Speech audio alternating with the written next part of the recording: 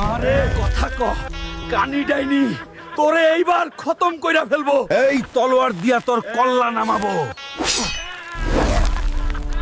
ডাইনি আমি আসতাছি আমার সাজানো গ্রাম শ্মশান বানাইছস তোরে আমি ছাড়বো না আমারে অপমান করছিলি রে হালকা, এখন দেখ সবাইরে পাথর বানাইয়া ফেলছি।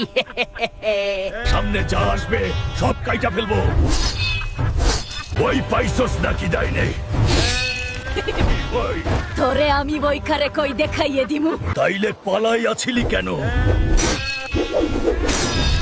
কোথায় পালাবি এখন তুইও পাথর হবি। তোরে কেউ বাঁচাতে আসবে না, কেউ পার্ট 4 এর জন্য কমেন্টও করবে না, লাইকও দিবে না।